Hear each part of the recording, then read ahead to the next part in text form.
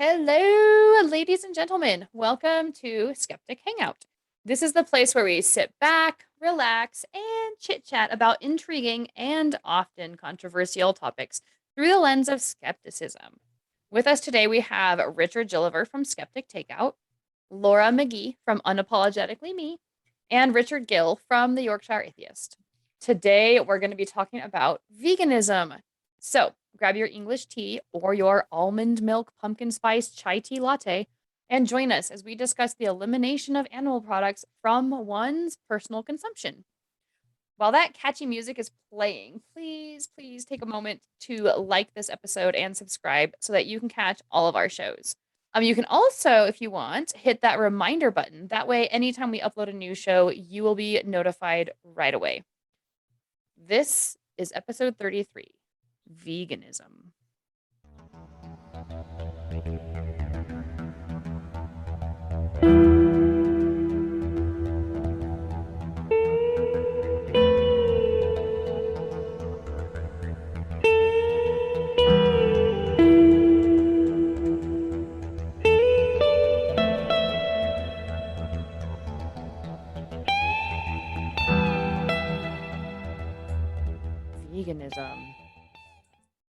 Veganism. Are we on episode 33 already? Yeah. Dude, let's just talk about that the whole show.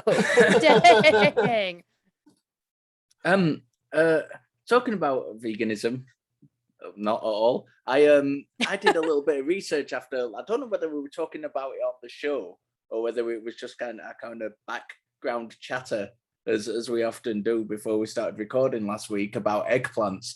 And I did a little bit of research, and they do in fact look like eggs when they're baby eggplants. So I'm glad I found that out. Oh, there we go. Thank you so much. So follow up from last week's show. They're called eggplants because they look like eggs when they're babies.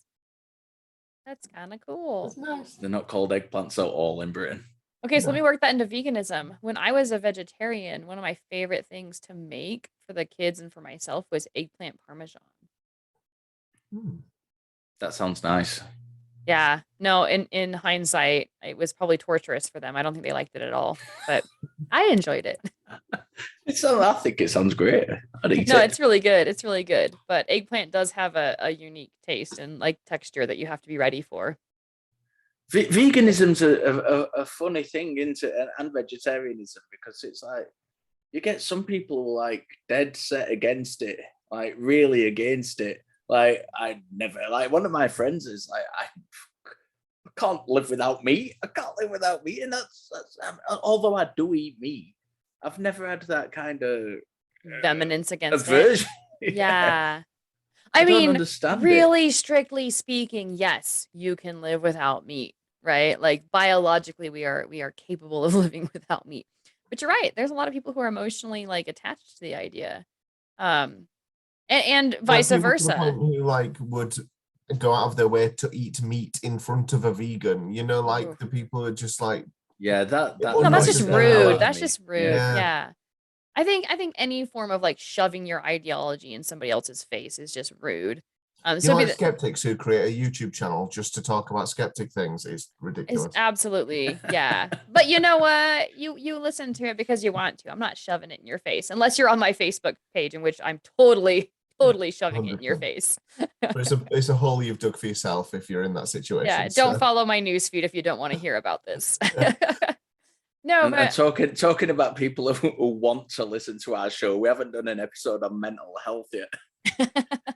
I'm afraid to do that one. No, okay, so Richard looked at me with disgust then.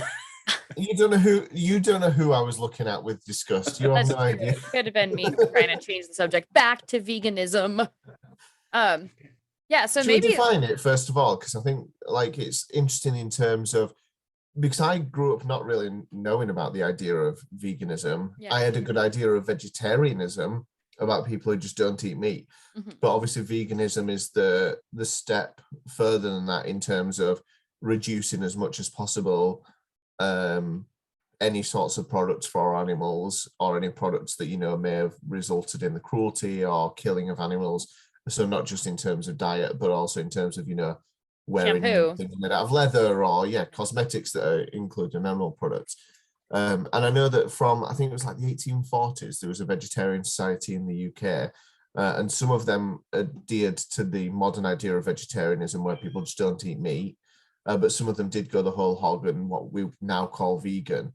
But they sort of called like dairy-free vegetarians.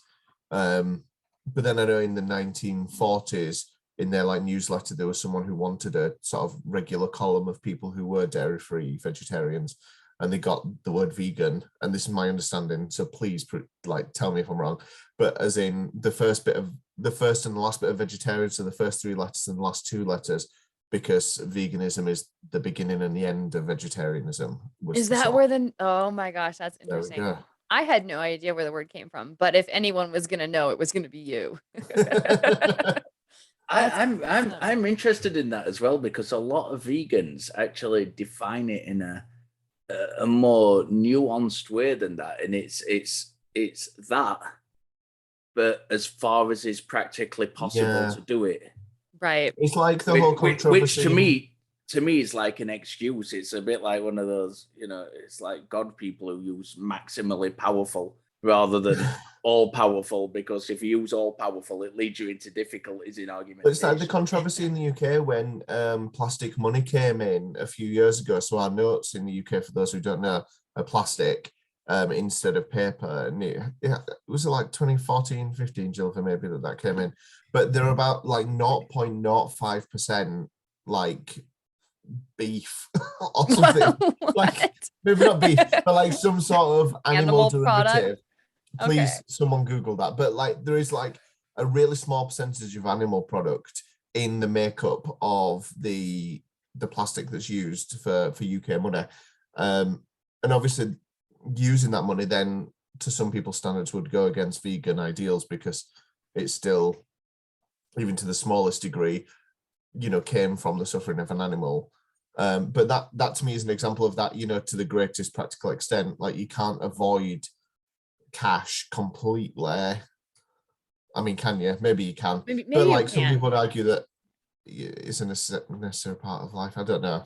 Yeah, I think that so that, God, there's like so many different shades of morality in the veganism argument, right? Because like there is that sort of extreme end of it where it's like if you even accidentally use an animal product, or you use something that at some point in its manufacture uses some sort of animal product, then that is morally bad, like you're hurting an animal. But then there's also just the everyday veganism where it's like, well, we don't need like the sort of, I guess some, I hate to call it like vegan light, but it doesn't go to those extreme lengths where it's more like, well, we've gotten to the point in our society where we don't need to eat animals to survive. We have so many other options and ways of making making vegetables mimic meat. Right? To the point where even if you like the consistency or the taste of meat, or if you're like used to eating meat, done in air quotes, you can replace it with vegetarian products relatively easily. And so there's that sort of end of veganism where it's like, why kill and slaughter and eat an animal if you don't have to? When you can just choose something different. Yeah. But that extreme length that you're talking about, I would almost think that it would drive a person crazy, because in any given normal household or normal lifestyle of any of these industrialized cultures, you don't always know the exact makeup of the stuff that you're consuming, not just as food, but as products. Yeah. I've had lots of conversations with vegans, and it's one of those things where I don't want to say heated, but they get the conversations rather than the people get emotional. Right. It is an emotive topic though, isn't it? Like a really emotive topic when you get to the bare bones of lots of the reasons behind it. But the thing is, I'm not one of these people I mentioned earlier who's actually like anti-vegan or anti-vegetarian, or I'm not one of those. I spent a lot of time in Buddhist monasteries where although they're not strictly vegan or vegetarian, they tend to largely be. There are different things with it, rules within the different religion governing that, but that's an aside. But I'm quite happy to sit down and eat vegan food. Mm-hmm. I've nothing against veganism, people being vegans, people choosing to be vegans. And I get in these very emotive debates because I'm not one, and I get in these very kind of emotive conversations with people who are. So go on. Do you think that this, to some extent, then, like with what you're saying, that some forms of veganism have taken on like more of an ideology and less of a lifestyle or diet choice? Well, I tend to argue against veganism as a moral imperative rather than veganism. For those who don't know, what I mean by moral imperative is that you should do it. Everyone should do. Yeah, he's kind of stopping for a second. Like, I think the video kind of cut out, but I think what he was trying to say was when you talk about moral imperative, it's an ought or a should. Like, you should be vegan, or other people besides just myself should be vegan because it's immoral not to. Do it. And now, hey, Jilliver, hello. Hello. You froze for a second, so I kind of cut in and finished what I thought you meant by moral imperative, which is to say that one or other people besides just oneself should do it. Otherwise, it's morally wrong not to. Yeah. And it's that sort of evangelical side of veganism, isn't it? Like, I think there's a stereotype of vegans as being, a group of people who shove that down people's throats, whether they want it or not, in the same way as people might criticize certain religious groups for shoving that in people's face instead of just quietly getting on with their own religious beliefs and practices. Yeah.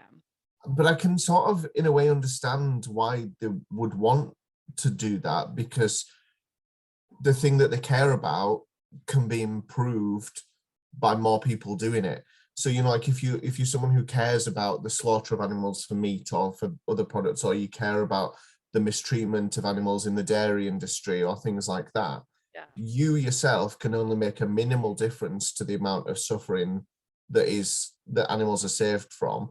Whereas if you amass a much larger group of people who follow the same sorts of ideas or go through the same sorts of practices in terms of diet and lifestyle, then you can make a much bigger difference for the animals that you actually care about. So I can kind of understand it from that way, but I also know that it rubs people up the wrong way, because what they're actually saying or promoting is for people to, in some ways, dramatically change the way that they live their lives. And even if it's for good reasons, that's always a hard sell. Yeah, people don't like to change in general. Like people struggle with that just in general for any specific topic. So yeah, I can kind of see why there's a pushback, especially when the approach is like what Gilliver was saying, the ought, like you need to or you have to. There's nothing that will stop a lot of people from doing something than telling them you have to do it. Like, oh, I have to be vegan now. Fuck you. No, I'm going to go eat my hamburger and I'm going to put it in your face, right? Because there's no way you're going to force me to be vegan. I think if there's any sort of movement to be had, especially for either moral or even economic reasons, like when you start talking about like factory farming and stuff, if there's any benefit to moving towards it, it should be done with education and with people choosing the lifestyle rather than being forced into it. But I think that that's true of any ideology. Like you said it in terms of veganism, like you can understand why they would want to, but I could even understand why an entirely convinced Christian would want to. I mean, if they literally think that their children or their loved ones are going to burn in hell for eternity and suffer, and they really have empathy and compassion, then you would want to convince people with every fiber of your being, right? So I kind of think that that's true of like every single ideology. The person who really truly buys it and is really militant about it, from their own perspective, I can understand why they feel justified in trying to force those beliefs or those thoughts on other people. And that to me is like a whole nother discussion of where we should draw the line with that as like cultures and societies. But yeah, I think. Go ahead. I was just going to say, which is interesting in the vegan area as well, because I think, and a lot of people think of veganism, they have an idea of what it is or what motivates people to do it. And of course, like many things, there are a wide range of reasons why people are vegan. There are a wide range of reasons why people choose to be vegetarian. and not take that extra step. So the whole subject is prone to misinterpretation from people from the outside, and that's where we should be very careful not to kind of overstep that mark, and to find out when we are discussing things with people who are vegan, what it is that they believe. Ooh, yeah. Rather than straw man in their position. It's really to jump on the whole, trying to avoid cruelty to animals, but just as easily people could be like, well, actually the meat industry is like a massive contributor to the climate crisis, and so actually that's my environmental priorities and whatever actually trump my desire to eat meat, and so that's the reason I'm vegan. There are so many reasons, like you say, and it's funny because I was teaching my class recently about the Christian creation story. For those who don't know, I'm a school teacher, and we were reading the stuff in Genesis chapter 1 about how all the plants have been given to mankind for food, and we're lord over all the animals and stuff. And they were like, so we can't eat meat. That we just we can't eat meat because God said all the plants are for us. And you can. It's one of those, and we talked before about how you can use scripture to back up any sort of viewpoint or ideology that you're wanting to. So even people taking those sorts of things as evidence that that's the way God wants us to live our lives as well. Such a multifaceted way, and it is really important, like you said, Gilva, to understand the basis upon which someone is making that point. I mean, lots of people talk about meat as like really separate from the animals that they come from, and it's one of those things where if you said to someone, in order to eat beef you have to slaughter a cow, I think it would certainly put a lot of people off meat, if they had to go through the process of doing that. But because it is always completely separate from us, that happens in abattoirs and slaughterhouses, far away from our eyes, away from our sensibilities, it's really easy to just see it as a consumable product and not something that used to be an animal walking around with, desires and likes and dislikes and, levels of comfort and pain and all of that. So that makes me get down a little bit of a rabbit hole in my brain, because you're this goes completely off the vegan topic, but it seems to me that the way we handle being okay with eating another animal is like the closer that they are to us, or the more personality that they have, or the more they exhibit feelings, the more we name the meat differently from the animal itself, right? So you have cow, but you call it beef, right? But then you have chicken and you call it chicken. But then at the same time, like chickens, they don't really have that same personality. There's like they just, you don't really empathize with a bird the way that you empathize with another mammal. You know where that originated from? It originated from the Norman conquest of England. So lots of the words that we use for meat come from the Old French and Old Norman words, whereas the Anglo-Saxon words are the words we use for the animals, because the Anglo-Saxon workers like bred and looked after the animals, but the meat was for the posh, rich Normans. And so the French word bœuf is the word beef, whereas we use the word cow because it was the Anglo-Saxons who looked after the cows. The Normans. That's super interesting, which takes my theory and completely washes it down the toilet, because I was thinking like, but then something like that started as that actually continue. Actually, this is whole idea in linguistics about whether society and cultures affect language, and whether language actually affects cultures. And when you think about chicken, it's really easy when you have a chicken in the oven to see that it was a bird, and you can see that we talk about the wings and the whatever else. Whereas a piece of beef steak, it's beef, it's not cow. We don't have some cow here, we do have beef, and the language actually sort of separates those ideas from us a little bit. So actually, I don't think you're wrong at all in what you're saying. Unless you're my daughter, who, when we were in the shop the other day, we bought 2 packets of bacon, and she ran across the shop with a pack of bacon in each hand going, pig, pig, pig. Oh my gosh, that's adorable. When I was in my early 20s, I used to love making veal parmesan. I talk a lot about parmesan because it's like one of my favorite ways to prepare meat. But I remember calling it baby cow. I'm like, hey, like when someone's like, hey, what are we having for dinner tonight? Baby cow, right? Which is completely reprehensible now. In hindsight, it's like, I was completely supportive of even celebrating the fact that we were slaughtering baby animals because the meat is more tender. In our families, it kind of doesn't. That's not an issue because I mean, my kids that go up to me, my wife's well, it's a granddad's farm, but it's a brother who runs it, and they go up and they see the animals and they know that they're going to be slaughtered. And you know, my kids are 5 and 8 years old, and they know that's happening. They're not hidden from it. They know exactly where their food's coming from, and that it used to be a pig, which is a very intelligent creature. Yeah. Yeah, so I think that there's not maybe there's not as much validity of that argument as people give it credit for. The idea that we have a hard time eating things that we empathize with more, especially in terms of like people think it's gross to eat dogs, right? Or cats because we keep them as pets. I think there is. I think your argument is a valid argument.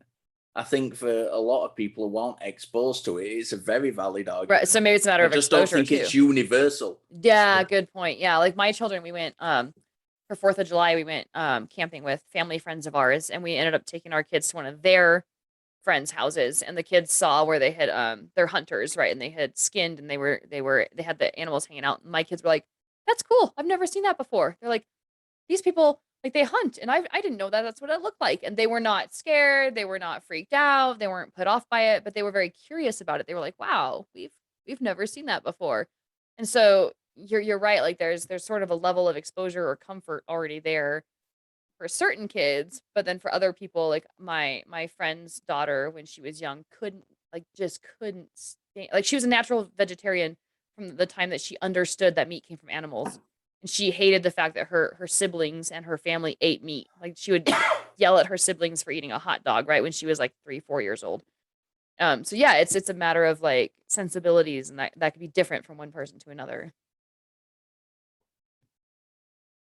You live in the countryside, Gil, ish. For me, you live in the countryside. Yeah. What's the kind of exposure that your kids get to the food industry in regards to animals, where they come from? And we do live sort of, I guess, semi-rurally. So yeah, there is plenty of stuff around and about. My son, my eldest son, he's 10 now, but I think about 18 months ago, he did 6 months of vegetarianism because we've always had animals in and around the house. We've got 3 cats and a dog running around the house. We've got rabbits and guinea pigs, horses, stick insects, fish. We've got them all. And so, like, he has always had a deep caring for animals. And one thing struck me, and as a meat eater myself, and as a family of, non-vegans, I think there is that stage, where children do realize that meat comes from animals, where they are horrified by it. And we teach them, no, this is okay. And when you think about it, like we do indoctrinate our children to think that, no, even though this is from an animal that has been killed, we still eat this and this is okay. And it struck me because I think my children, if they had the option of having an animal killed for the food or keeping an animal alive and looking after it, and I know that's not the option because it's a much bigger scale and whatever else, but if it was that option, they would much rather look after that animal and just eat something else. But I teach them that, no, we should carry on eating the animals even though you're disgusted by it, and then they grow used to it and just sort of carry on. So I mean, yeah, it was quite timely that when you were talking about eating animals, your cat was enthusiastic. She's like, "Don't eat me." Those little bastards are waiting to get eaten. Okay, so that you brought up something that like it hit like I don't know, like maybe a discussion point in my brain. It like pinged my brain. You said it like boom, like the light bulb went on. You said we indoctrinate kids to be okay with eating meat, right? And oh my gosh, I want to get into that a little bit because in the animal kingdom, eating another animal is perfectly natural. There's no indoctrination needed. That's just a matter of survival. And in our very recent history, that would be true for us as well, right? Like we became meat eaters at some point in our evolutionary history out of some sort of necessity, right? And that became just part of our biology as humans was just. And you can point to the fact, we've got canines, we're built to eat Yeah. meat, we're built to digest meat We're as well as other omnivores, things. right? Yeah. Yeah. And there's argument that we weren't always or whatever. Like, I don't know our evolutionary history back far enough to before whatever animal became a meat eater to know when um our evolutionary ancestors became meat eaters, but it doesn't even matter. Like, it's throughout the animal kingdom. So one could argue, and I don't know that I would make the specific argument. I think there's validity on both sides, but one could argue that no, veganism is what needs to be indoctrinated into us because it's the less natural way to go evolutionarily for us. Evolutionarily, yeah, I think, but let's imagine the scenario that I raised all my children on a completely vegan diet and that we ate nothing that came from animals whatsoever. And then when they're all aged 10, 11, 12, whatever, I suddenly say to them, what we're going to do today is kill this animal, chop it up into little pieces, cook it and eat it. That would be a horrendous idea that they'd never come across before. Yeah. And I think that would be a much bigger jump to say, oh yeah, this is okay, than the other way around in terms of thinking, let's stop doing this and do. I find it really difficult because I kind of get a lot of the arguments that vegans make, a lot of the arguments. Me too. Yeah. In a big deal. And I guess the thing that's stopping me, and I think there's probably things that vegan advocates would argue against this, but for me, it doesn't at the moment feel like a practical thing for me and my family to adopt as much as ethically and morally I can get behind it. I mean, we can do things like, reducing our meat intake or, only having it every whatever. It's not necessarily a part of every meal that we eat, but it's certainly at the moment for us where we are this second isn't something that I feel we're ready as a family to adopt. But I think the arguments still stand nonetheless. And saying to a child, should we kill this animal, cut it up into pieces, cook it and eat it, sounds horrendous, but chicken nuggets. Yeah. So I think we're in this cusp, like in the way that our I don't want to keep using the word evolution, the way that our cultures are moving and our ability to innovate new ways of cultivating food and creating different products and stuff. We're sort of moving away from some things that were in the past necessities. So we're on the cusp of this moral conversation now of, well, if we don't have to do it and we're only doing it because we've always done it this way, is it something that we need to keep doing?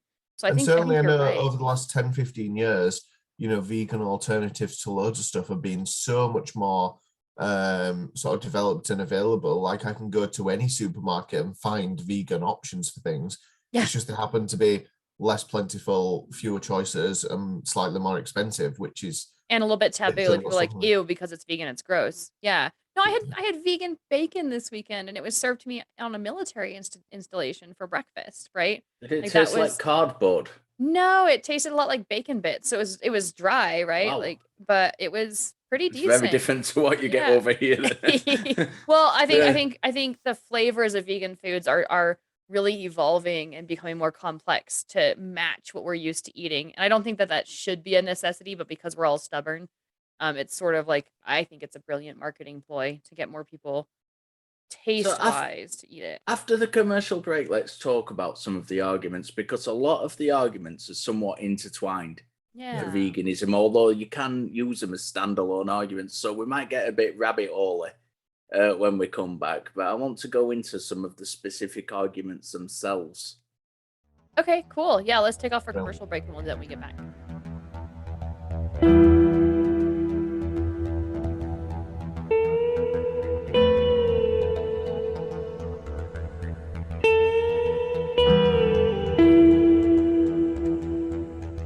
Okay, so we have got a month of the non-profits coming up. Literally a month. If you've not caught the non-profits, you've definitely heard about it if you've watched our show before. So Always Talk is one of the fantastic shows put on by the ACA. Some would say it's a flagship show put on by the ACA. And by some I mean the producer, Johnny Angel. It's me and Laura are regulars on it. I'm on it this week of the 10th, because it's Sunday. Laura was on last week on the 3rd. Laura's on the 17th, and we're both on the 24th. So it's a month worth of non-profits, people. If you watch the non-profits, you're going to see a lot of us. So I hope you like us. And if you've never seen the non-profits and you like this show, go and watch it because we're on it. And just I don't think we ever really talk about what the shows we're on, what they actually are about. We kind of say like, oh, catch us on this or catch us on that. But the non-profits, what I like about it is they take current events and news articles and then we just discuss them. I learn a lot by watching the non-profits. I learn loads about stuff I never even heard of before, and I always finish watching or listening to it feeling enlightened. And we're not always necessarily experts, but it gives people at least a starting point where, like, if it's something that you don't know about or it catches your interest or that you find intriguing, you can go and do the rest of the research yourself. Like, there's a lot of times where what we're talking about, we're talking at a very like layman's level because we're not all experts. And then there's times where people come on and they just know their shit and you learn a lot from them specifically. So no matter what, I think it's an opportunity to expand your sort of horizons, figure out what's going on in the news today besides just what's on national news. Because a lot of these topics we find are very just like they cover secular topics and religion versus atheism and stuff like that. Laura. I don't even go with the whole fake news thing. Like that's just that's so cliche. I learn. I love it. I learn a lot from it, especially being British, because a lot of the topics are like kind of American centric. I don't know if that's Americentric. That and I come into those shows and I learn so much just from doing the background reading, because it's kind of a roundtable show like ours, but whereas we're unprepared unless you're Richard who cheats. We with all his etymology and all that research, we literally just jump in. Whereas we're sometimes reading research papers, news articles, whatever it is on the non-profits, and it's so much fun and it's so interesting to get that background information. Yeah. But enough about them. Let's talk about us, Mr. Gill. Sometimes on a dark and windy night, like the night that we're recording tonight, what I like to do is get myself sat down in a little cozy chair, blanket over the top of me, a good mug of tea, and I go to this site, linktr.ee/skeptic hangout. What I do is I go down and pick some of the different outlets from which you can see our show or listen to our show, subscribe to it on my podcast feed. Then I noticed that we've got an Instagram page and a Twitter page, which are in various levels of usefulness, whatever it is. But I always manage to go on the link for our Facebook discussion group, the official Skeptic Hangout Facebook discussion group, because it's full of lots of wonderful people, including me and both of you. I count all of us in the group of wonderful people.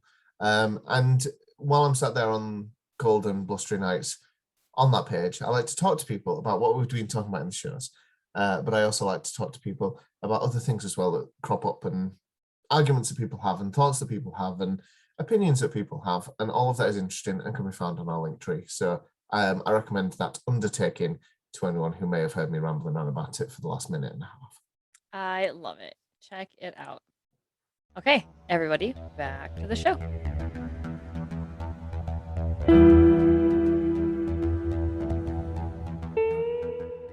Okay, welcome back from commercial break, gentlemen. Before commercials, we were talking about what the different reasons for veganism were. And I can think of a few off the top of my head, but what do you guys think? I don't necessarily disagree with a lot of the reasons for veganism. I just don't think the conclusion that they come to is necessarily the right one. When you say they, you're talking about, I'm thinking just vegans in general. But not every single vegan. Not everyone. Like, the ones I've had conversations with pretty much universally. For example, and I'm just going to chuck one thing out there as an example, that veganism is better for the environment. It is, undoubtedly, but it doesn't have to be. If we changed the way that the meat industry ran, and the way that we ate meat, and a lot of these arguments are intertwining. So we reduced our meat consumption by changing the meat industry, which would lead on to another vegan argument, which is that it's healthier because we eat too much meat. Oh, I need to stop you right there. Yeah, that's one of my least favorite arguments. I think there's a lot of freaking great arguments for people who want to be vegan, and even for myself, like considering whether or not that's something I would do. Veganism is quote unquote healthier than a meat diet is bullshit, because let me I tell can you, think of so many gloriously I have unhealthy two vegan things to eat. words for you. French fries, totally vegan, right? That's potatoes fried in oil, vegetable oil. So 100% completely animal free vegan. And there's nothing healthy about French fries. So, and I'm not saying they're not even the only ones. Basically any vegetable fried in any vegetable oil. But there's a lot in veganism. Like sugar is natural and a plant product. And is incredibly bad for you when used the wrong way. So okay, let me specify what I mean then, because I don't want to prop up a false argument. That and I'm not made. trying to tear it down too much. I'm just saying when I hear that argument, I always want to stop people and say, like, yeah, veganism can be healthier, but you still have to make healthy choices within veganism. If we reduced our meat consumption, we would undoubtedly be healthier than, in general, what we are. And even the World Health Organizations, like their studies show that if we reduced red meat consumption and just if that's the only change we made, more chicken and more fish, we'd be far healthier than we are. And that's what I'm specifically talking about, rather than just eating vegan against eating non-vegan. Eating vegans is not advisable. Not advisable. No. Their meat isn't quite as tender as us meat eaters. No. Yeah, not as fatty. No, I think, and I know, I love it. Yeah. And I know I'm being a little bit pedantic when I say that vegan is not inherently healthy. I think the way that people tend to practice veganism as a lifestyle, they do tend to eat healthier, right? Or even just because people are in a state where they're consciously thinking about their food choices in a more active way necessarily than, Joe Blogs down the road.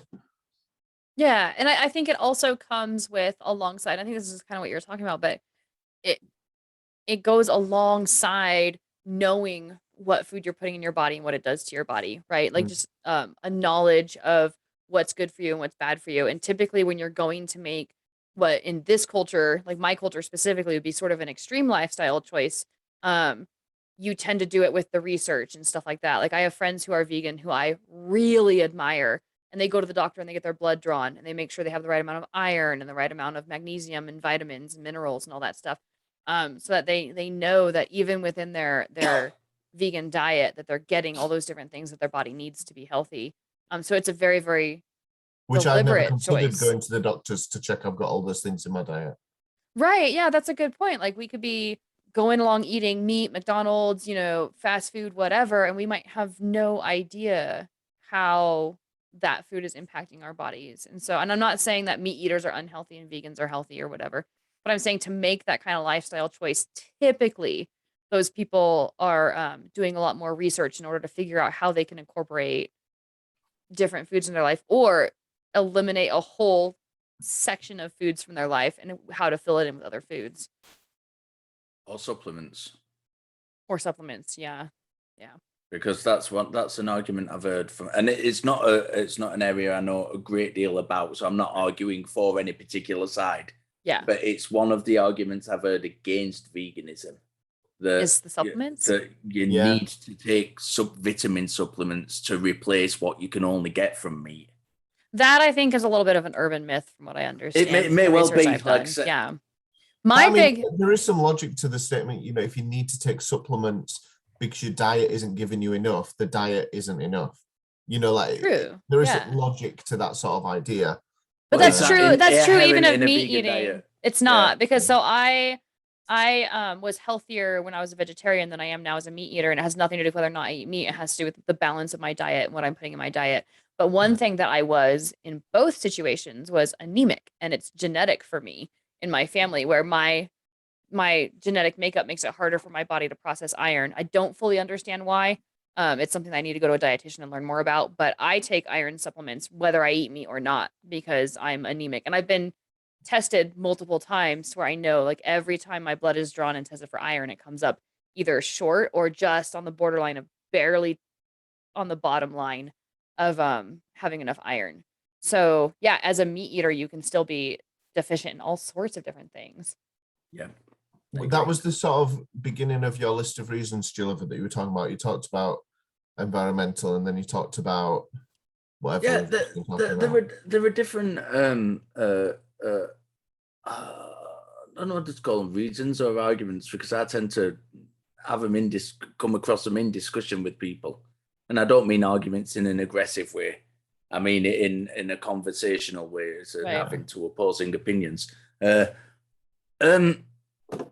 So yeah, I have objections to quite a lot of them because I don't know one vegan who I've spoken to, and again, I don't want to like cast paint with a broad brush. I'm sure there are many who don't, but who cite the environmental argument, who aren't happy to use computers or mobile phones which contain gold, which in many cases is illegally mined and also contributes to deforestation. Not as much as veganism, but it does contribute. And there seems to be for me, there seems to be kind of a disassociation.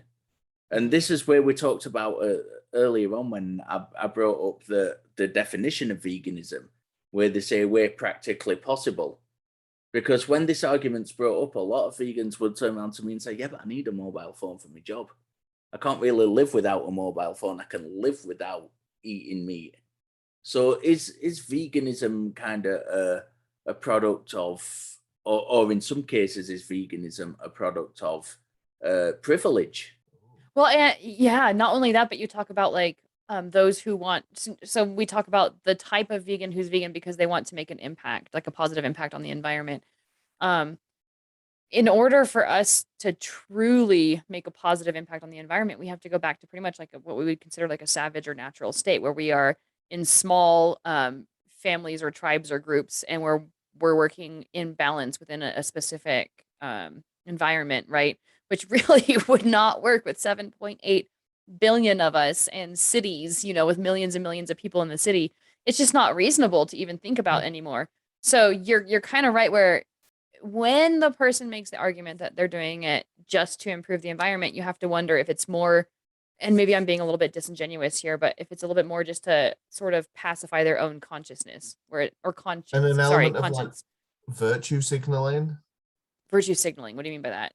As in like people wanting to be seen as the person as virtuous about a thing and is virtuous and good, when actually the impact that it has isn't necessarily as great as they come it to be. Do you know what I mean? Yeah, no, I know exactly what you mean. Because so we recycle in my family, and my stepdad perhaps rightly pointed out to me, he goes, you do know that when you drop your stuff off at the recycling plant, they just take it over to the dump and they just dump it, and they're not actually recycling it. I don't know the truth of his claim, but let's assume for the moment that he's right, that I'm recycling, I'm sorting all my stuff out, I'm spending my time sorting out the plastics between 1, 2, 3, 4, 5, or whatever the types of plastics. And I drive it down to the recycling plant and I drop it off and sort it all out. And they just turn around and put it in the dump. If that's true, I'm doing it just to make myself feel better. I'm not doing it to have any actual positive impact on the environment. So you bring up a big thing about recycling a couple of years ago, and I know this is a slight rabbit hole, but I think it's relevant, but of like how lots of recyclables in the UK, we recycle, but then they get shipped over to like Turkey or places in Eastern Europe or in Asia or in Africa that then do end up just on landfills because actually there's so much of it that they can't deal with it. And so actually it's even worse than if it had just kept it in the UK because it's had to go on a container ship across the world that's then polluted, and it's this whole thing of however much you value something or say that it's your reasons behind making a choice, how much impact can someone have? And actually, is one person's diet going to have more impact, or is like, advocating for systemic change in a country the answer? Or is it, I'm not saying that there's no value in veganism, for example, because I think there certainly can be. or recycling or But whatever the case may be. yeah, whatever it is. But I think it's got to also have that sort of humility behind it, where it's like, I'm not single-handedly saving the world here. This is just something I care about for this reason, and that's why I'm doing it. But actually, yeah, you've got to be honest with, like, actually, should I be valuing other things in other areas? Should I be working towards things in other areas that also would make a big difference? It's like one small step is, you know, so it's funny, there's a, what do you call it, like a platitude or a fable out there about like whether or not your efforts towards change makes a difference, right? And the story goes like there's a little girl on a beach, and like there's all these starfish washing up on the beach, and she's picking up one starfish after another, and she's throwing it back in and throwing it back in. And a man walks up to her and says like, well, you know, there's thousands of starfish on this beach. Like, what difference are you making? Are you making any difference at all? And she goes, picks the starfish up and she throws it in, and she goes, I made a difference for that one. Right. And so there is that whole idea of maybe we can't have a huge impact, and maybe our actions aren't going to be perfectly in line with our values, but every little step makes that much more of a difference. I'm curious, if you were to go without meat for whatever reason, well, that's not important. But if you were to go without meat, and would that concern you? Would it make you feel like you'd lost something? I don't believe so. I think there are things that, because obviously our senses are important, and we sort of value sense in different ways, and taste is an important sense. You know, taste of things, you know, like Christmas tastes, for example. Every year I look forward to the taste of Christmas stuffing at Christmas dinner, you know, specific things, you know, with all the spices and the flavors and stuff. And I really value that taste experience at Christmas. I'd certainly overindulge, and that's a separate conversation. Don't go on at me. But like, you know, taste is important, and like I know that there are traditionally British things that I'd have for breakfast, you know, like a full English with sausage and bacon and spam and fried bread and whatever else, that I know are part of the experience of life that I've lived. And I think certainly if I was to move to a meat-free diet, it's not that like I'm dependent on those things, but I do enjoy eating those things. And that would be certainly some, you know, I can foresee, say if I decided to become vegan now, that I would miss a bacon and spam sandwich every couple of weeks from the sandwich shop. I'd miss that because I really enjoy eating those, and I enjoy the flavors and whatever else. But it's not something that's necessarily the be all and end all of life, because I'm sure I would get to experience and enjoy other foods that would, you know, fill that gap, or, you know, open my eyes to completely other culinary delights. So yeah, I don't think it would be something that, yeah, I'd miss necessarily, certainly in the long run, maybe in the short term, but certainly not in the long run. Yeah, so I'm in agreement, and maybe for like slightly different reasons, or maybe very much similar reasons, but I wouldn't, I sometimes feel ashamed because I'm not vegan. I boil my lack of veganism down to just laziness. So I spent 2 years eating a pretty strictly vegetarian diet, and I was working towards a vegan diet. But then what stopped me or brought me out of it is I started going through a depression that was sort of related to other stuff going on in my life. But then I found that after I would eat soy-based products, like processed soy, that I would have these really strong bouts like the very next day. It was almost like clockwork. I started actually writing a journal, keeping track of it, and sure enough, like it was linked. Um, where I would have these just huge emotional crashes, like very severe, like suicidal type emotional, what would you call it, like periods. And so for me, it became just Laura. easier. Huh? I just said I'm Eh, sorry to hear oh that. no, it was just one of those, Yeah, people go through depressions in their life and they go through yeah. down times. But my realization that my emotions were also very linked to my environment, my food, was sort of eye-opening for me. And what I ended up doing was sort of slingshotting the other way, as I threw meat back into my diet to get myself better regulated, and I never kind of removed it or took it back out. And now, like years later, there's so many alternatives that don't have any soy in it whatsoever. And I did do the research, like I guess there's like there's a lot of estrogen or some sort of estrogen like proteins in soy. And so it's interesting how food can impact your physiology in your body. And so for me, it became a matter of laziness. Like it was just easier to prepare meat, and now we're in the habit again And that includes the kids. Like, we were all in the habit of being vegetarian, and I would feed the kids very little meat because of their tastes, and like it was just easier. But now we're just back in it like full swing, and I never took the time to go back. But I personally don't see any reason why I need to eat meat other than the convenience of it. Like going out to dinner and it's like, oh, this meat dish, like it limits your choices when you're just vegetarian, or it limits the food that's available to you when you're just vegetarian, and it's even worse when you're vegan. Like we went out for a meal for my father-in-law's birthday the other week, just to a pub up the road, and I think there was one, maybe two vegetarian options on the menu, and if you don't like mushrooms or you don't like whatever the other one was, you are limited in options there, even though if you go in the supermarket there are so many other options. Oh, and sure. so many other actual vegan restaurants and vegan food suppliers and stuff. But yeah, like practicality is often wins out over moral arguments, however much you believe in them. Yeah, it kind of sucks. So talking about practicality then, and also touching on the fact that my experience of vegan bacon is like eating soggy cardboard. Ooh. It's not pleasant. Not the ones I've had anyway. If this thing takes off, which is as being done to an extent, certainly in the lab, where they can grow animal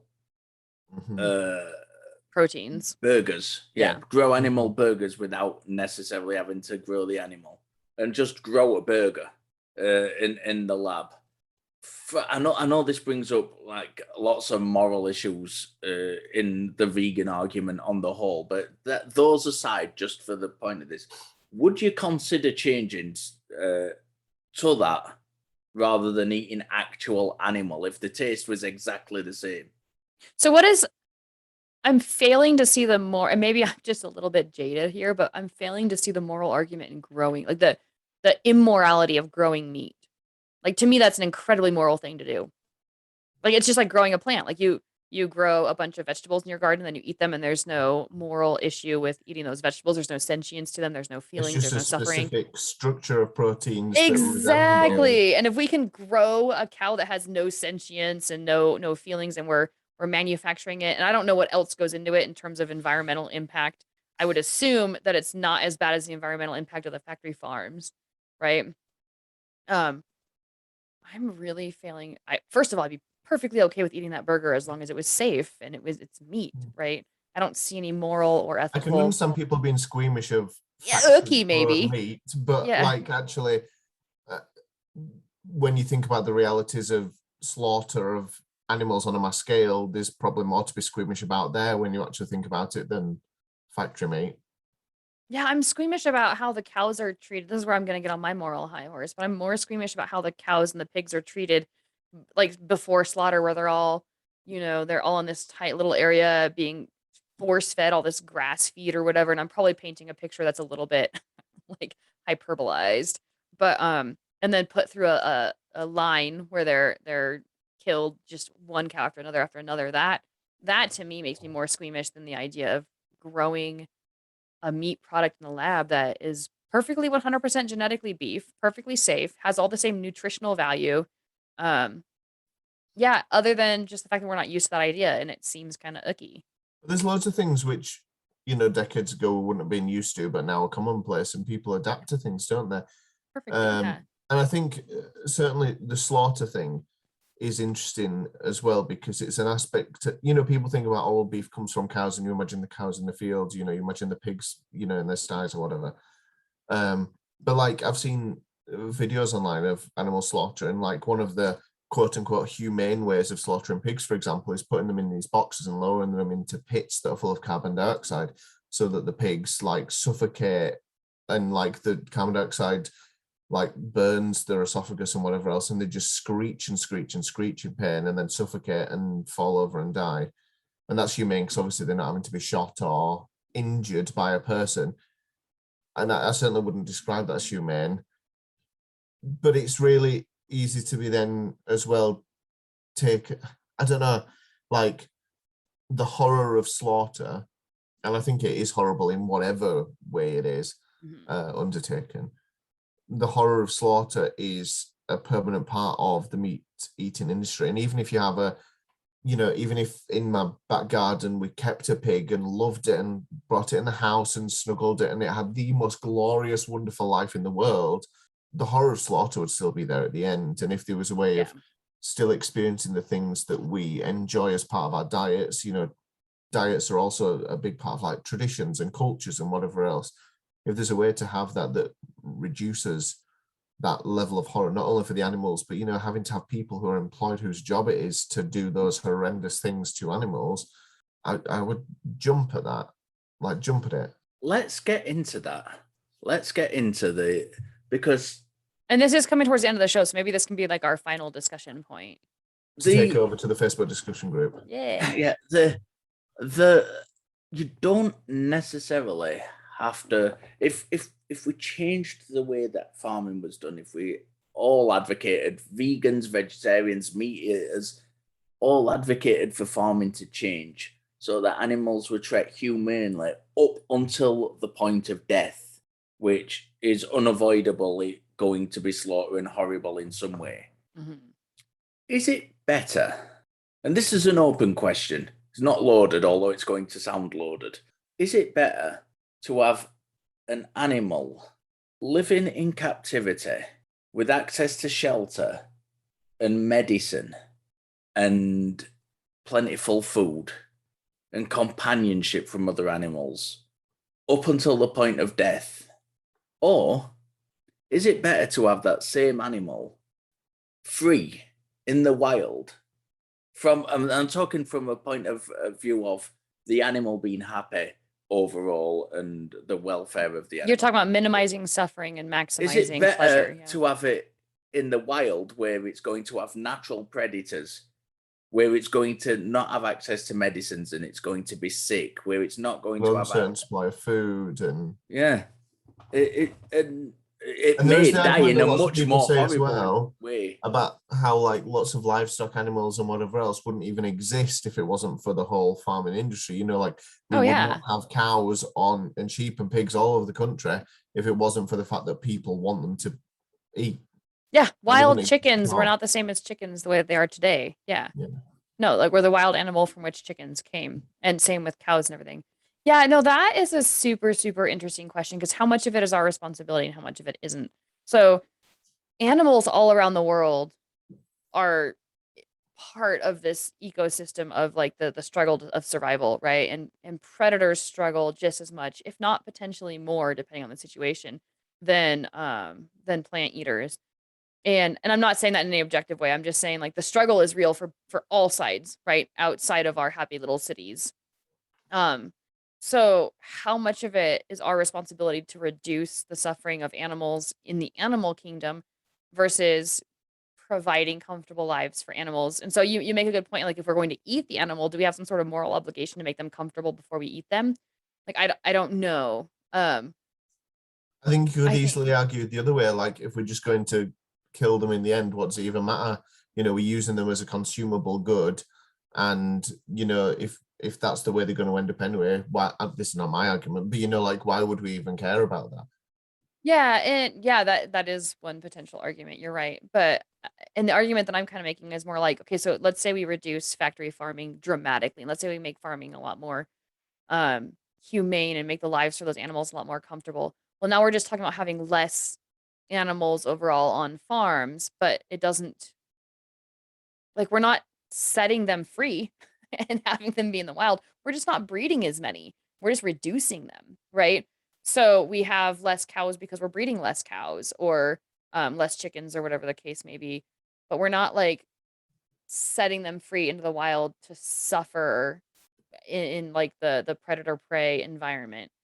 But then if we're going to worry about that predator prey environment, shouldn't we be worried about all animals in that environment? Like, I guess that particular question is just a really tricky one for me, because it kind of opens up a Pandora's box. Because none of us care about a pigeon that gets mauled by a fox in that predator prey environment. We don't do things to protect all animals that have predators, because the predators also need to eat, and we accept that that's a natural part of the circle of life and, you know, ecosystem. It's tricky because it touches on lots of different aspects. It touches on animal suffering and it touches on autonomy.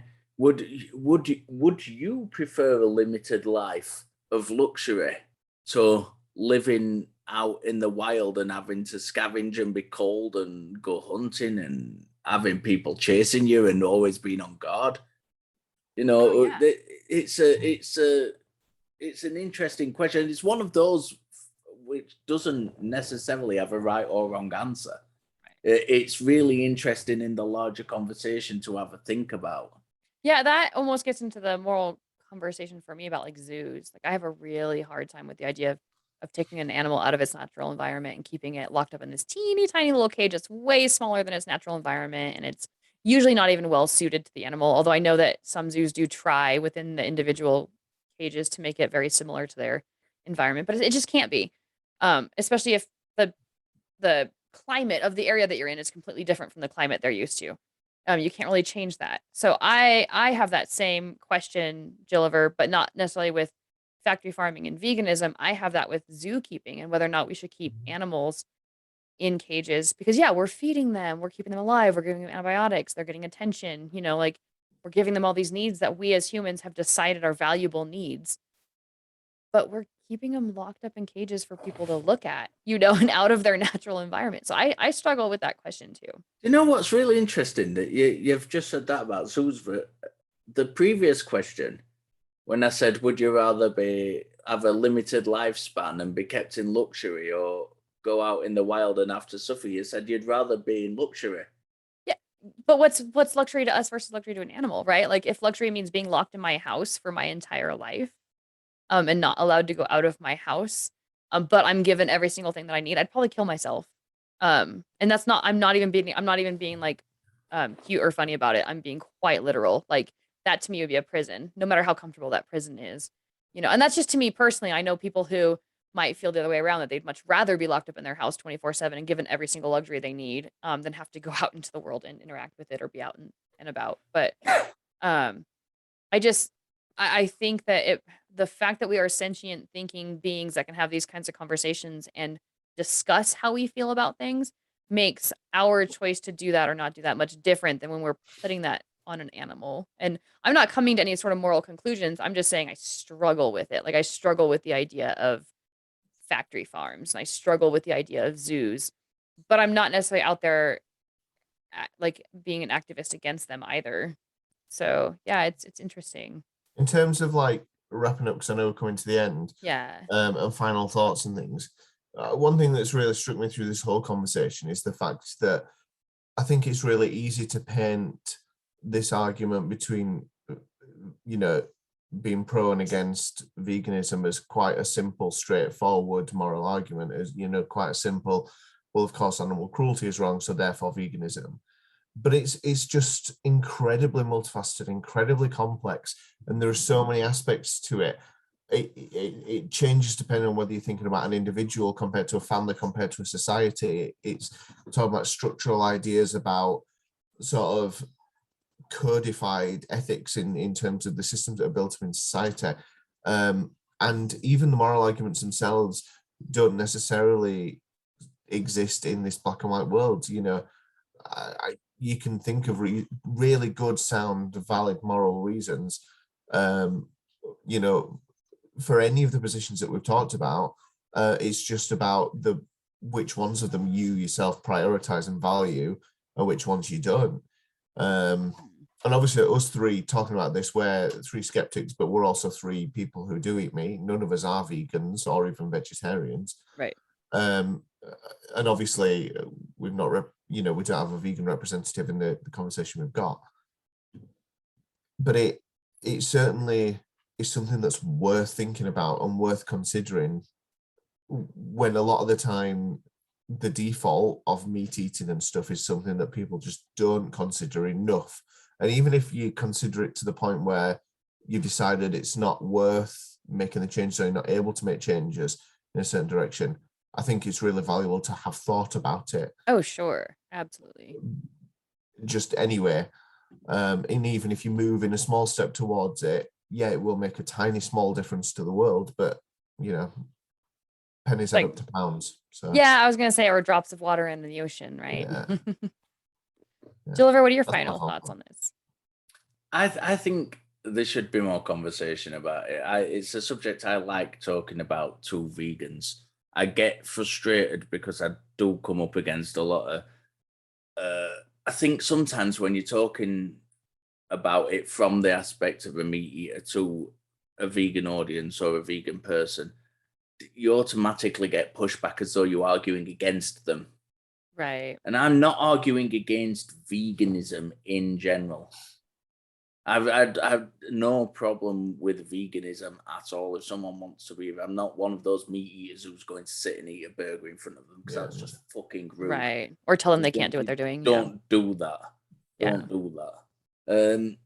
I don't necessarily agree that veganism is a moral imperative, and we've touched on some of the reasons for that in the show. But it's a very nuanced conversation. But this would be a fun conversation to do live, like to Yeah. have people give their input and stuff, and to have it maybe last like a couple of hours versus an hour, like an open discussion, because there really is a lot more to it. There isn't. I mean, even Richard touched on something. I can't remember exactly what it was, but it just as it was finishing speaking, he touched on something that made me think, actually, that's another route we could go down with I can't this. recall what I said, so I can't recall what you said. I'll have to watch it back and put it in the group. It was so inspiring and thought provoking that he forgot about it. Yeah. Yeah, I would say that my final thoughts are like the shades of gray are so important here, like because there's multiple levels of conversation here, and if you're talking about the morality of just eating meat in general versus the morality of how we process meat as industrialized cultures, they're two completely separate topics in my opinion. And there's one that I can get a lot more behind than the other, and that is like how we do things for factory farming. Like I think there's a lot more improvement there, and there's a lot more discussion of the morality there than there is in just the general, like, should meat be eaten, period. So yeah, I think that this conversation has to be super, super nuanced and very specific. And I agree with Jill over that it has to be very non-judgmental. Like whatever you choose to do, you choose to do. And I fully support that. But if I talk about my morality, it doesn't mean that it has to be the same as your morality. So yeah, I just think that this conversation, overall, I would say that veganism as a lifestyle is a very, very valid lifestyle, and that some of the arguments are very good arguments. But I also agree that people need to make their own decisions and need to be educated on the facts and then choose their own paths. Yeah. Cool. Yeah. So having said that, thank you guys all for listening.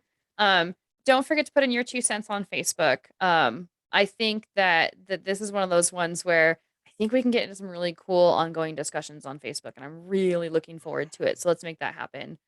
But in the meantime, we are Laura, Richard, and Richard, and you've been watching Skeptic Hangout. And until next time, keep questioning. Interrogate your beliefs. Stay skeptical. Bye all. Bye.